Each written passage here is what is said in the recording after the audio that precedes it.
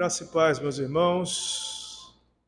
Nós vamos meditar à luz das Escrituras Sagradas e, desde já, quero convidar você para abrir a sua Bíblia no livro de Juízes, no capítulo 17. Juízes, capítulo 17.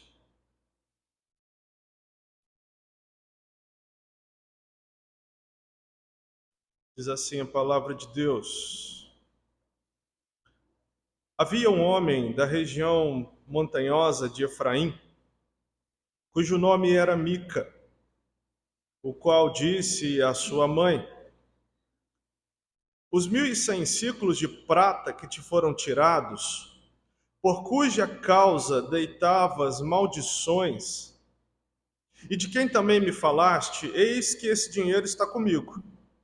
Eu o tomei.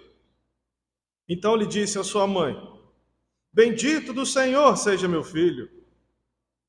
Assim, restituiu os 1.100 ciclos de prata à sua mãe, que disse: De minha mão dedico este dinheiro ao Senhor para meu filho, para fazer uma imagem de escultura e uma de fundição, de sorte que agora eu te devolvo.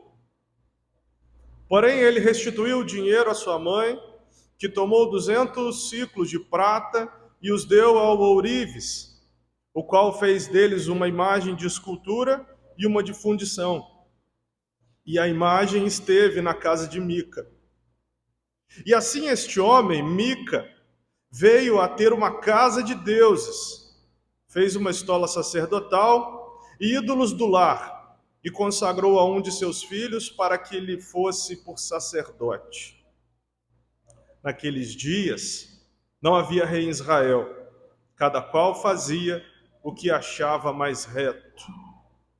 Havia um moço de Belém, de Judá, da tribo de Judá, que era levita e se demorava ali. Esse homem partiu da cidade de Belém de Judá para ficar onde melhor lhe parecesse. Seguindo, pois, o seu caminho, chegou à região montanhosa de Efraim até a casa de Mica. Perguntou-lhe Mica: De onde vens? E ele respondeu: Sou levita de Belém de Judá e vou ficar onde melhor me parecer. Então lhe disse Mica: Fica comigo e sê-me por pai e sacerdote. E cada ano te darei 10 ciclos de prata, o vestuário e o sustento. O levita entrou e consentiu em ficar com aquele homem. E o moço lhe foi como um de seus filhos. Consagrou Mica ao moço levita, que lhe passou a ser sacerdote, e ficou em casa de Mica. Então disse Mica: Sei agora que o Senhor me fará bem, porquanto tenho um levita por sacerdote. Amém. Nós já estudamos aqui na nossa escola bíblica dominical e vimos algumas pontuações importantes sobre o livro de Juízes. O tempo que Juízes vai retratar é um período aproximadamente de 300 anos. Um período de 300 anos da história de Israel, que na verdade é um período de transição, é um período de mudanças. Em Juízes, o povo já habita a terra prometida. Josué já havia distribuído as partes para cada tribo. Então a gente vive um período em que não havia uma liderança fixa, mas haviam juízes, ou como alguns estudiosos gostam de chamar de libertadores, tendo em vista os ciclos que se repetiam na história do povo de Israel. Então, durante esses 300 anos, alguns juízes julgaram a nação de Israel. E esse período aqui, entre o capítulo 17 e até 1 Samuel, nós vamos ver um período em que não houve um juiz específico, porque no final aqui do capítulo 16, você pode conferir a morte de Sansão. Sansão morre. E o próximo juiz a julgar a nação de Israel e a ser sacerdote, profeta, será Samuel. que aparece bem mais para frente. Antes disso, você vai ter o livro de Ruth, uma história que acontece no período dos juízes. E então a gente começa a ver algumas coisas que são muito características desse período. E a primeira característica marcante desse período, o verso 6 nos mostra: naqueles dias não havia rei em Israel, cada qual fazia o que achava mais reto. O que nós estamos vendo aqui é um cenário horroroso. Um cenário de idolatria, um cenário de corrupção espiritual, um cenário de apostasia, um cenário de total afastamento de Deus. E isso se dava, não era com um povo ímpio, um povo que não conhecia a Deus, mas era o seu próprio povo escolhido, que acabou fazendo negócios com outras crenças, misturando crenças e se tornando um povo apóstata, um povo corrupto, um povo que acreditava em tudo, um povo que trocava, ou melhor, que trocou o que era certo por aquilo que dava certo. É interessante quando a gente conversa com algumas pessoas, e eu sei que vocês já devem ter vivido isso. A pessoa está com um parente internado ou vai fazer cirurgia. Enfim, uma situação difícil. E aí essa pessoa fala assim: ore pelo fulano, reze pelo fulano, mande vibrações positivas para o fulano. Faça aquilo que você acredita em favor dessa pessoa. Já viu? Já recebeu pedidos assim? Pois é. Isso que acontece e é muito característico no Brasil, até porque nós somos aqui um povo miscigenado, e além das misturas genéticas, vão haver as misturas das crenças religiosas. Então, nós temos no Brasil algo muito típico, muito peculiar, chamado de sincretismo religioso.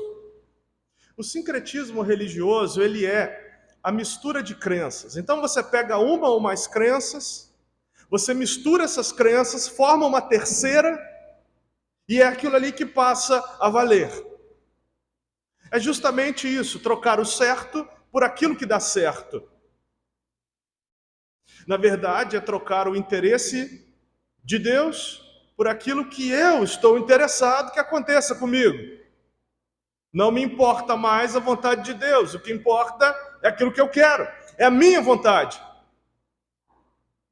E é isso que a gente vê aqui no livro dos Juízes.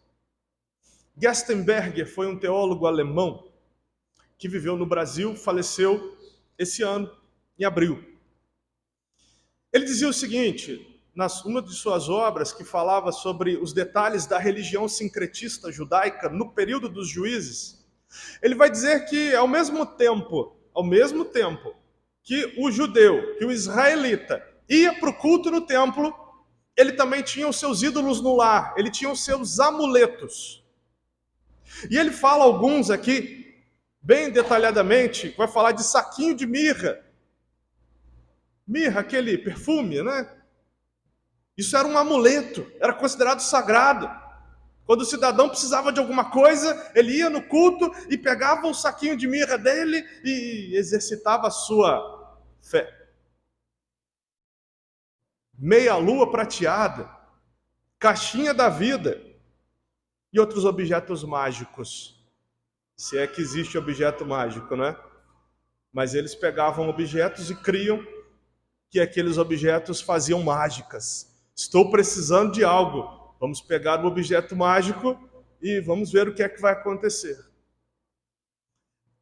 Parece engraçado, irmãos, mas não tem nada de diferente com o que a gente vê nos dias de hoje.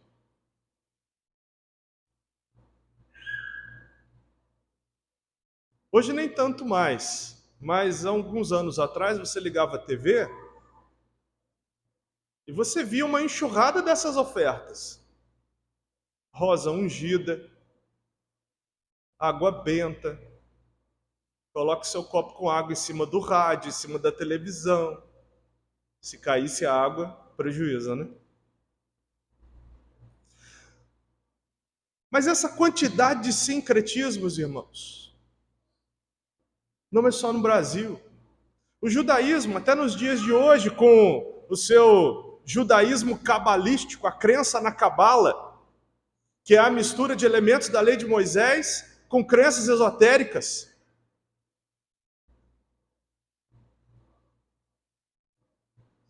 E a gente vê muito disso aqui. Muitas falas incoerentes que a gente vai vendo no texto. E a gente vai mergulhar nisso, para a gente poder entender um pouco. E a gente compreender que o que importa para nós é conhecermos a Deus como Ele é, e não como a gente quer que Ele seja. Nós vivemos hoje no século XXI um tempo de customização de deuses.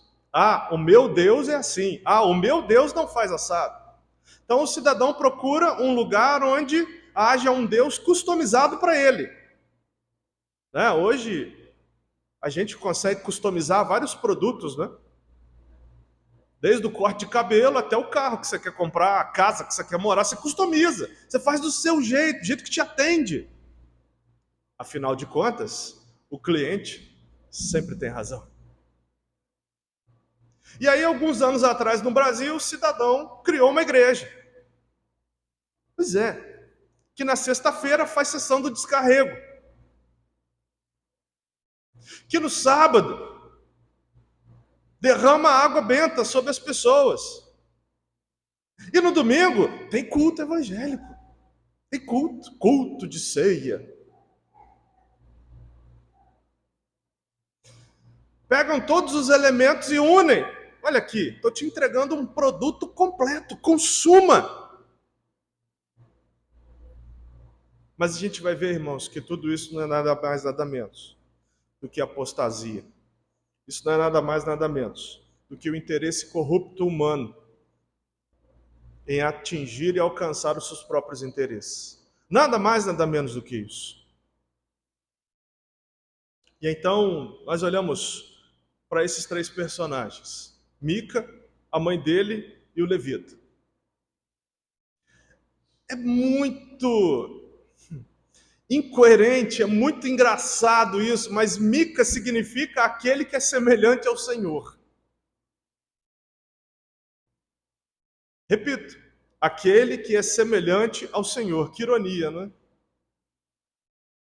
Mas vamos lá. Mica roubou dinheiro da mãe dele.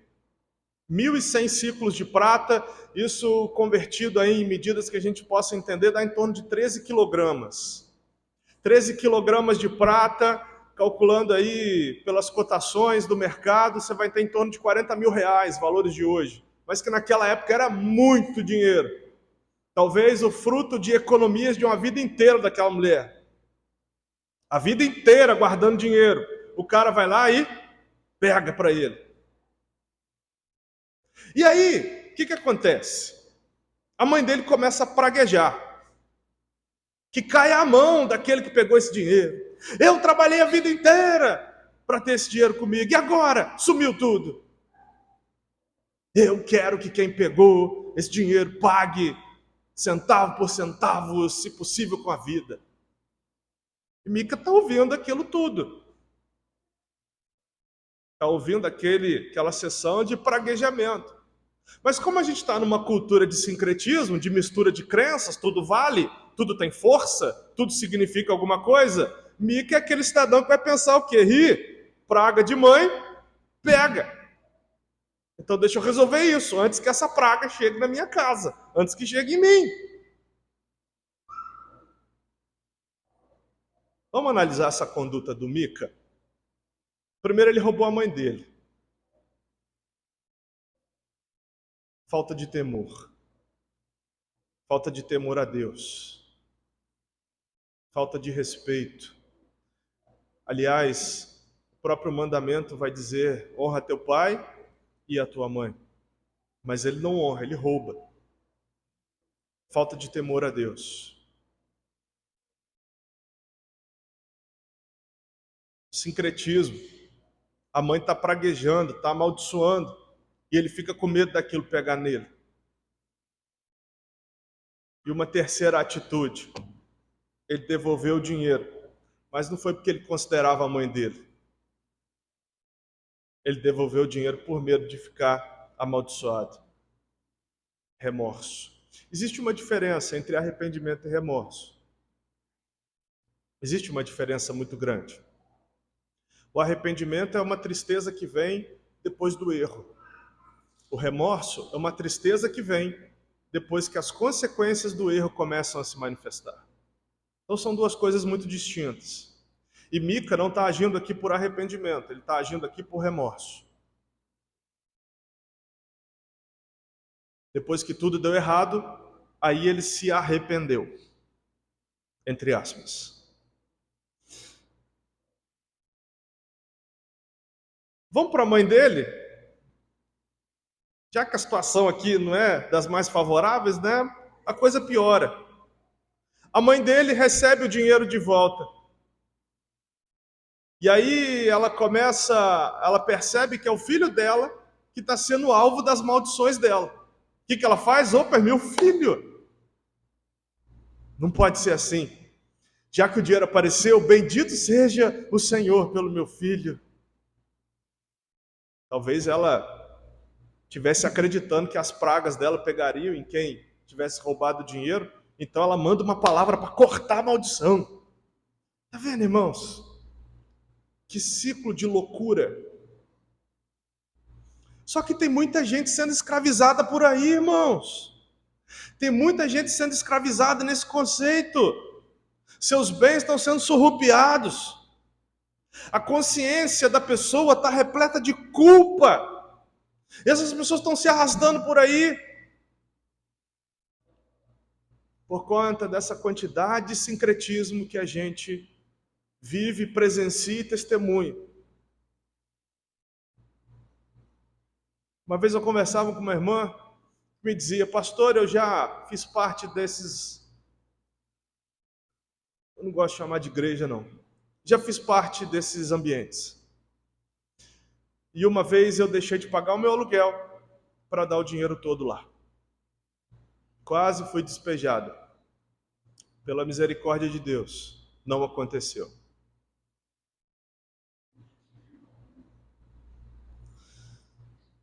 Percebe? Onde tem uma pessoa sem esclarecimento, vai ter alguém querendo se aproveitar disso. Presta atenção. Onde tem alguém sem esclarecimento, vai ter alguém querendo se aproveitar disso. E aí a mãe então vai, descobre que o filho roubou ela, pegou o dinheiro dela e dá um prêmio para ele. Premia o erro do filho. O filho errou. E ela foi e comprou um sorvete, deu para ele. Toma aí, meu filho. Ah, eu te amo tanto. Tenho até pena de te castigar, de te disciplinar. Não. Mas que amor é esse? Que premia o erro. Que amor é esse? Que não corrige. Que amor é esse? Que não disciplina. Então, a gente vai olhar essa primeira atitude da mãe dele premiando o erro. Bebezinho não dá nem vontade de castigar, né, Ronaldo? Né? A gente dá risada, né? Mas daqui a pouco as crianças vão crescendo, vão criando consciência, vão manifestando as suas razões, as suas rebeldias, e a gente precisa estar pronto para isso. E nada mais, nada menos do que a gente aprender a disciplinar, porque Deus nos disciplina também. Então a gente aprende na nossa caminhada com Deus, o nosso Pai maior, exemplar, a como fazer da forma certa, dosada, equilibrada. A gente não pode passar a mão na cabeça. A gente não pode premiar o erro. A gente não pode fechar os olhos e fingir que as coisas não estão acontecendo.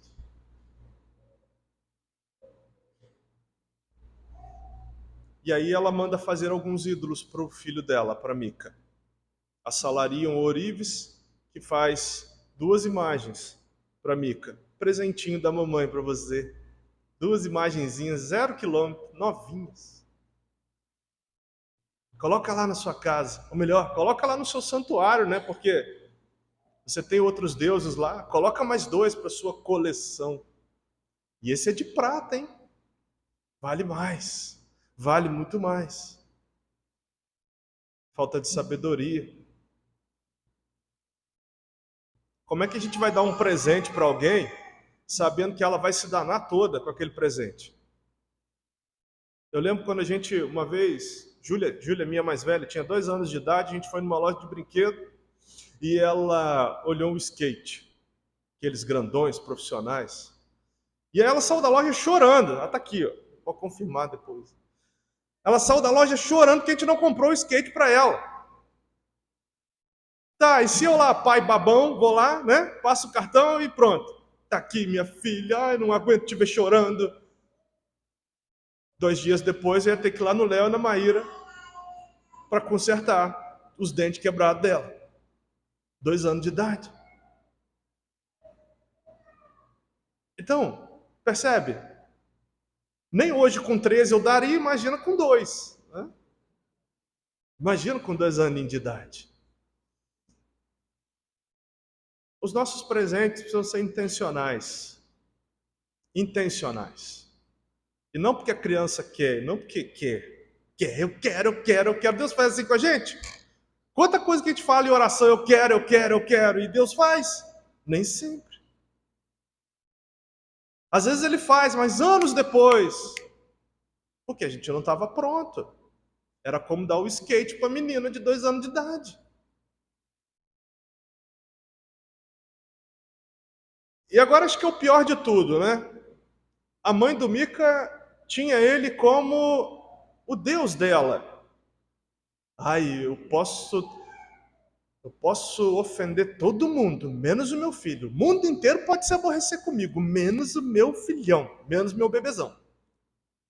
Baita homem barbado, cheio de filho, menos o meu bebezão não pode se aborrecer comigo.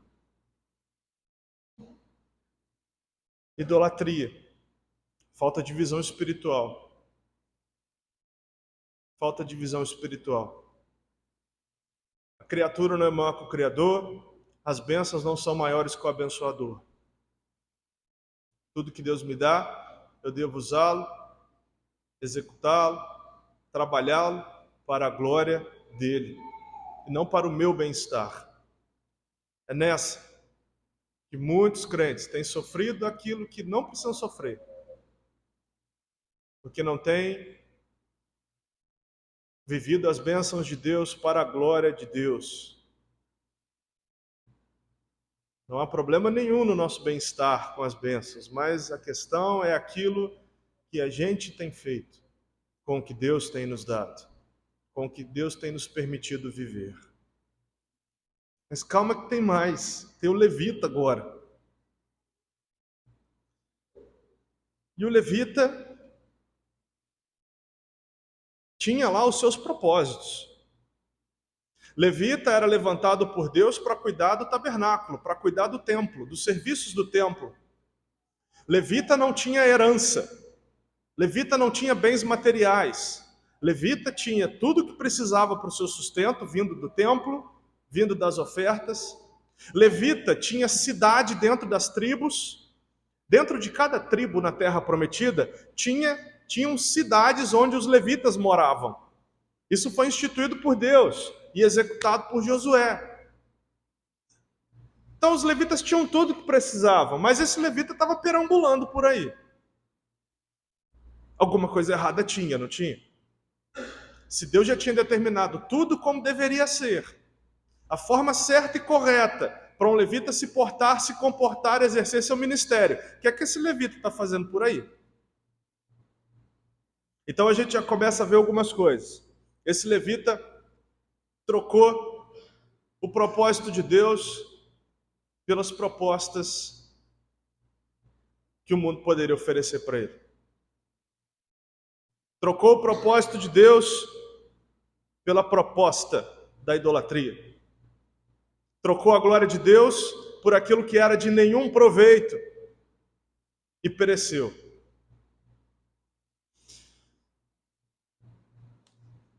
Um tempo do livro de Juízes em que todo mundo se afastava de Deus, ninguém queria saber de Deus. E o levita, que era aquele responsável, inclusive nos tempos aqui do Israel antigo, o levita era responsável pelo ensino da palavra de Deus. Imagina um levita desse ensinando o povo de Deus o que é que não saía dali. Então, a partir daqui, ao invés desse levita entender o cenário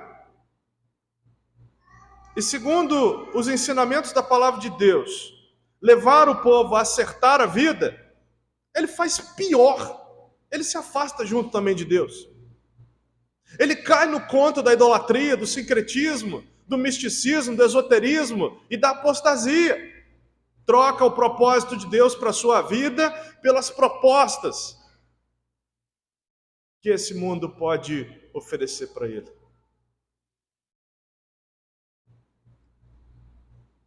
O apóstolo Paulo vai falar de um dos seus que o abandonou porque amou o presente século, Demas. E Demas me abandonou porque amou o presente século.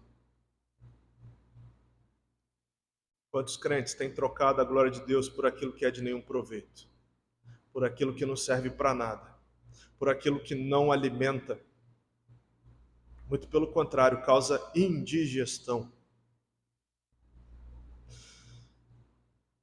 Nos tempos de Elias também aconteceu isso. Enquanto o povo estava ali se rendendo aos ídolos de Jezabel e Acabe, Deus havia separado 7.000 que não se dobraram aos deuses desse casal que governava Israel. No período interbíblico, que é aquele período entre o Velho e o Novo Testamento, é um período de aproximadamente 400 anos, que também é chamado de o silêncio de Deus, também chamado como o período quando Deus se calou. Um silêncio profético absoluto. Deus não falava mais com o seu povo durante 400 anos. E a gente sabe, não é, irmãos? Que quando uma voz se cala, outras vozes se levantam. É nesse período interbíblico que surge o maior número de literatura apócrifa e pseudepígrafa que existe na história da religião moderna. Aliás, 7 desses livros chamados apócrifos foram adotados pela Igreja Católica Apostólica Romana e incluídos no Antigo Testamento da sua Bíblia, da Bíblia Católica. Surgiu nesse período. Todo tipo de heresia possível, todo tipo de contrariedade possível aos ensinamentos da Escritura Sagrada. Mas mesmo durante esse período de apostasia, Zacarias, o pai de João Batista, com Isabel, sua mãe, Zacarias estava firme no seu turno no templo. Perseverante, não titubeou, não abandonou a fé. Está todo mundo saindo, está todo mundo abandonando, ninguém quer saber mais. Zacarias estava ali, cumprindo o seu turno. Meu irmão, minha irmã, não importa o que esteja acontecendo, siga no seu turno. Não importa se o mundo inteiro está dizendo que não, você permanece no seu turno. Eu estou aqui, Senhor. Todo mundo deu as costas, mas eu não dei as costas. Todo mundo vacilou, mas eu não vacilei. E se o Senhor permitir, continuarei não vacilando. Não importa, irmãos, as propostas que a gente esteja recebendo para negociar a nossa fé. Nós não estamos fiados nas propostas, estamos fiados no propósito de Deus para a nossa vida. Isso tem que ser mais caro do que qualquer coisa, irmãos. Isso tem que ser algo que não pode ter preço, só valor. Preço não. Porque se tem preço, tem como negociar. Se tem preço, tem como barganhar. E é isso que nós estamos vendo aqui em Juízes. As pessoas estão numa audácia absurda, achando que podem negociar com Deus o destino das suas vidas. Pessoas correndo atrás de propostas. Quais são as seduções desse tempo, irmãos? O ateísmo cada vez mais ganhando adeptos. Você vai ver esses grandes professores aí da internet indo para os seus vídeos e encher a boca para dizer que sou ateu sim. Que Jesus é apenas um personagem histórico. Você vai ver um outro modismo desse tempo, que é o famoso desigrejismo. Igreja para quê? Para que igreja? Igreja é um conjunto de gente imperfeita, de gente má. É isso mesmo, tem razão. E aí a gente vai para a fala do Spurgeon, né? Isso porque não me conhecem direito. Porque se me conhecesse, aí que ia ficar ruim mesmo.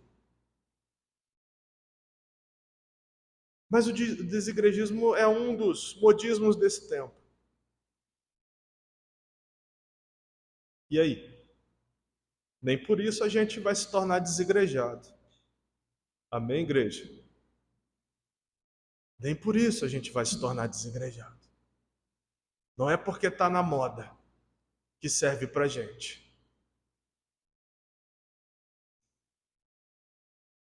Não troque o propósito de Deus para a tua vida pelas propostas que vão te afastar dele. Essas propostas estão bem vestidas, bem posicionadas, parece perfeito, parece até que veio de Deus. Submeta ao crivo das Sagradas Escrituras. Porque senão a gente vai acabar como Mica, a mãe dele, e o levita.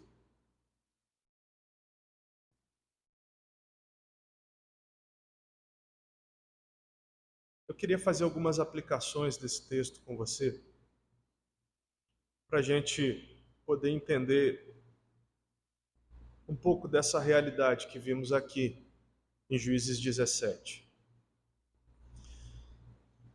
Primeira aplicação, desobedecer leva a apostatar. Então a gente tem que tomar cuidado com isso. A minha desobediência de hoje pode ser a minha apostasia de amanhã. E uma desobediência recorrente, ela pode se tornar uma apostasia, talvez até irreversível muitas vezes. Então a gente não pode fazer negócio com o pecado, porque a nossa vida não tem preço, se lembra? A nossa vida tem valor. E o valor foi pago na cruz do Calvário. E o valor foi pago com o sangue derramado de Jesus em nosso favor. Por isso, você não tem preço, você tem valor. Não tem nada no planetinha chamado Terra. Não há riqueza aqui que vá conseguir pagar esse valor. Então não negocie com o pecado, não negocie com as perversões que muitos tratam a Escritura Sagrada. Cuidado com as distorções, meus irmãos. Cuidado com os eu acho, com os eu penso, com os eu acredito. Está aqui? É isso aqui? Está de acordo com os princípios? Aí tudo bem. Caso contrário, rejeite com aquele não bem grande, apesar de muitas vezes a gente ter dificuldade de dizer não, não é? Mas vença isso. Mica desobedeceu e se afastou de Deus. A primeira desobediência de Mica afasta ele de Deus. A partir daí, começa, como a Bíblia fala no Salmo 42, um abismo chama outro abismo. Ele se afasta de Deus, ele cria os seus filhos longe de Deus, ele afasta a sua família longe de Deus. E a sua casa de Deus, o seu santuário, ali, naquela região montanhosa de Efraim, pois é, esse mesmo lugar perverteu a fé de muita gente, porque ao invés de ir para o templo em Siló, adorar a Deus do jeito que tinha que ser, do jeito que Deus mandou, esse povo ia para a casa de Mica servir aos deuses que estavam ali. Perverteu a vida dele, a vida da família dele e do povo dele. Percebe como um abismo chama outro abismo por conta da desobediência de um só. A questão aqui não tem nada a ver com maldição hereditária, essa heresia, que nem Bíblia tem nisso.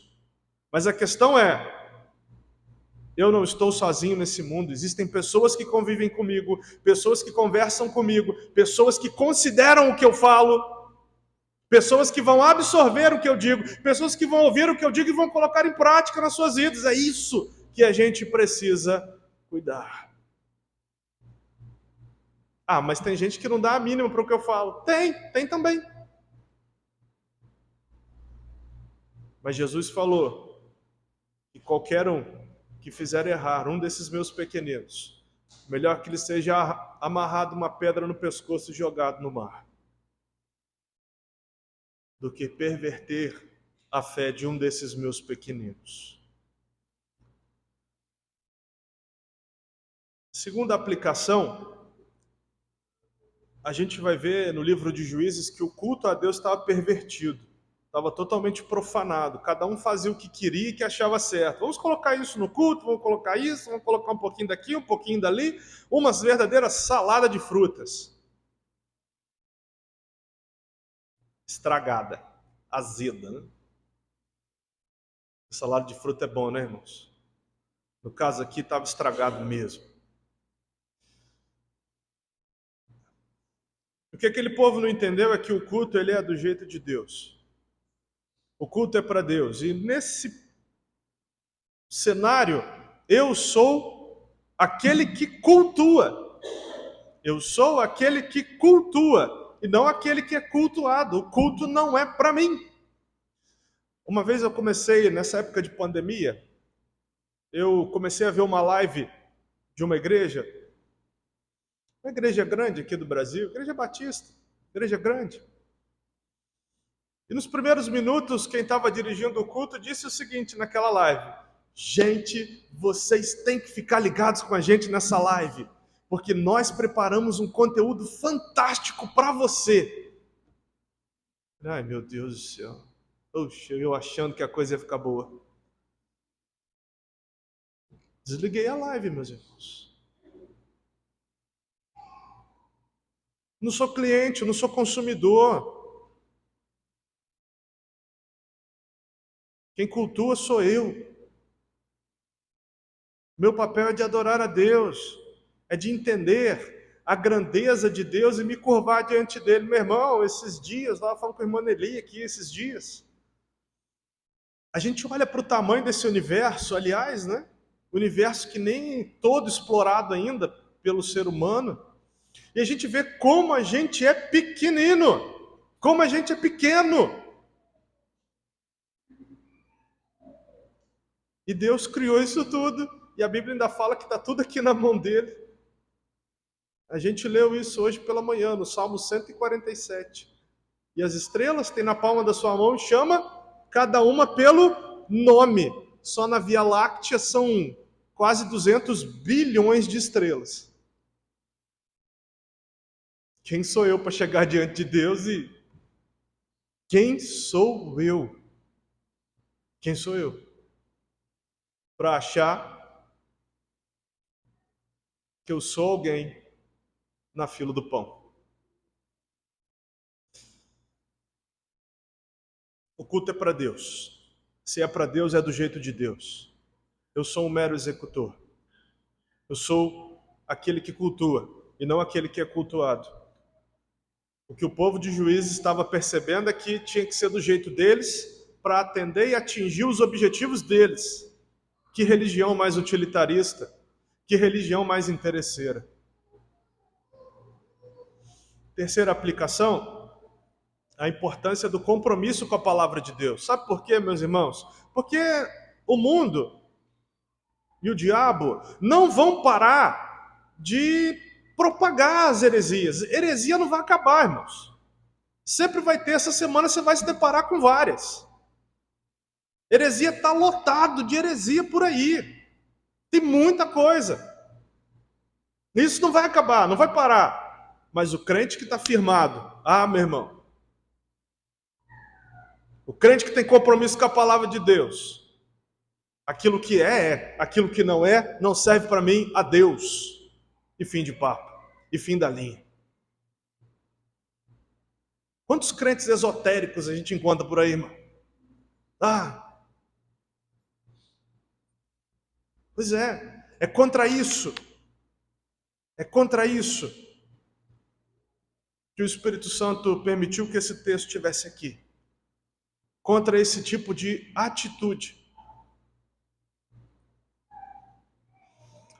Salmo 119, verso 4. Tu ordenaste os teus mandamentos para que o cumpramos à risca. Não tem vacilo, não tem, isso aqui tudo bem, isso aqui pode tirar, isso aqui pode deixar. Para que os cumpramos à risca. Não estou falando aqui de fundamentalismo religioso, não, meus irmãos. Muito pelo contrário, estou falando de compromisso com a palavra de Deus. Lá no Apocalipse, capítulo 22, palavras de Jesus. Se alguém fizer qualquer acréscimo a essas palavras, Deus lhes acrescentará os flagelos desse livro. Se alguém tirar qualquer coisa das palavras do livro, Deus tirará a sua parte da árvore da vida. Quanto maior o nosso conhecimento das Escrituras, maior a nossa responsabilidade em vivê-las e cumpri-las. Quanto mais eu sei da Bíblia, mais eu me torno responsável em viver e em praticar.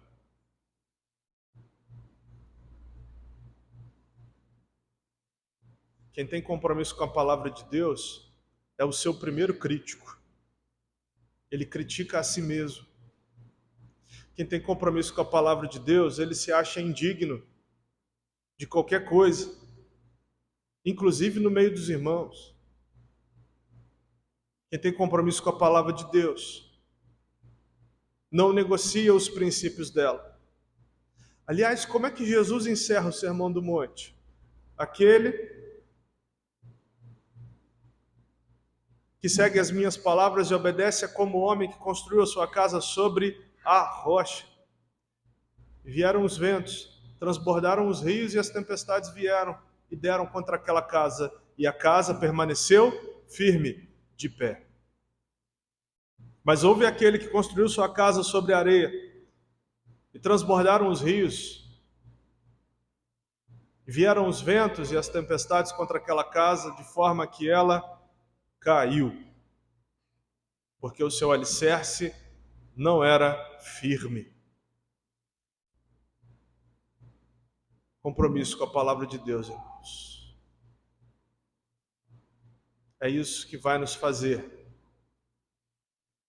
rechaçar todo tipo de fala, todo tipo de voz que não tem nada a ver com Deus. E uma quarta aplicação. Apesar de um cenário tão horroroso, tão horrendo, de tanta apostasia, tanto pecado, tanto descompromisso com Deus, de tanta gente afastada de Deus, tanta gente que não queria saber de nada, Deus sempre levantou pessoas para libertar o seu povo desse ciclo.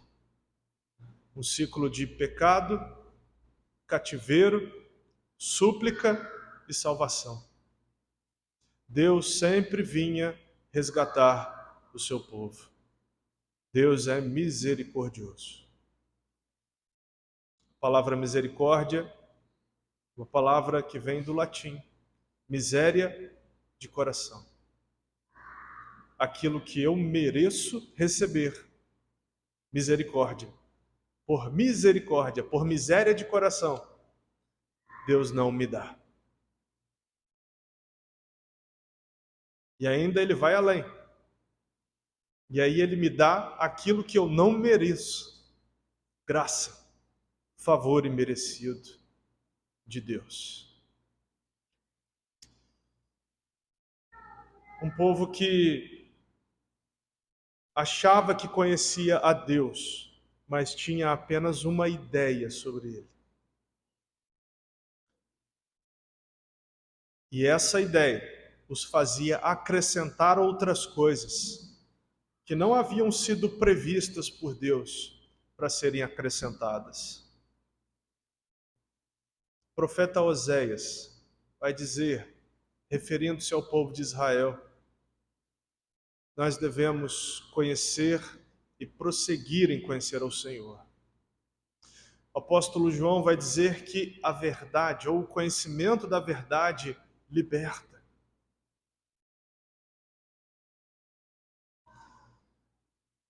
E o profeta Oséias ainda vai dizer que o povo de Deus muitas vezes perece porque lhe falta o conhecimento de Deus. Se apegue, irmãos. Se apegue às verdades das Escrituras. Fique apenas com aquilo que a Bíblia diz sobre Deus. Tudo o que eu e você precisamos saber sobre Deus está aqui. Não tem outra fonte. Tudo o que foi necessário para que a gente conheça, Deus permitiu estar aqui. E é isso que a gente precisa. Para que a gente passe de ter uma ideia de Deus e passe a conhecê-lo na sua intimidade. O Senhor, nesta noite, nos chama para perto, a vivermos com Ele, por Ele e para Ele. O Senhor nos aconselha nessa noite a tirarmos todos os amuletos que estejam fazendo parte da nossa fé. O Senhor nos chama nesta noite, conclama a nós, seu povo, seus filhos, seus escolhidos, a purificarmos o nosso relacionamento com Ele.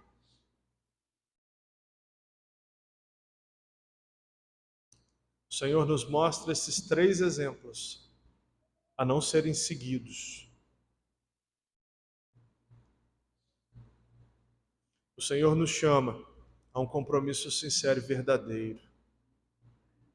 Mesmo que para isso a gente tenha que dizer alguns nãos, mesmo que para isso algumas portas tenham que se fechar. Assim que eu me converti, eu tinha 18 anos de idade. Eu estava procurando emprego naquela época. E eu fui fazer uma entrevista num lugar e logo consegui a vaga. Só que eu só teria folga na quarta-feira. Cheguei em casa todo feliz da vida. Falei para o meu pai que tinha conseguido o emprego. E aí ele me disse o seguinte: qual é o dia da folga? Eu falei, quarta-feira. E aí ele me perguntou, e domingo? Não, domingo é trabalho. E quinta-feira, que era o culto da igreja? Quinta-feira, trabalho. Você vai folgar na quarta-feira, dia que não tem culto da igreja.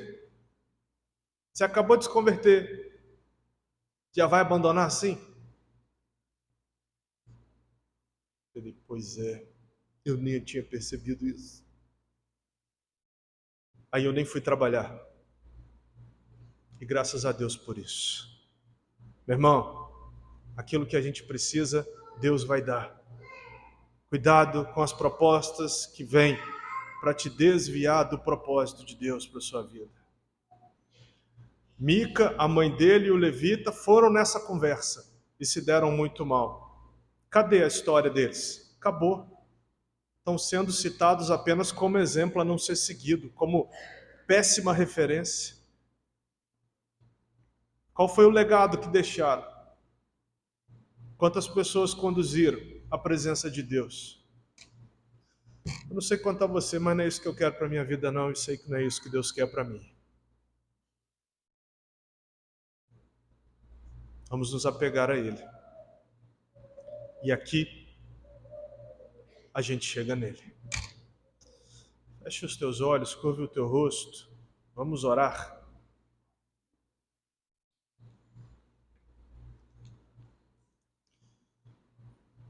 Coloque diante de Deus a sua vida, sua conduta. Ó Deus, nós não queremos ser como Mica. Nós não queremos viver uma fé sincretista.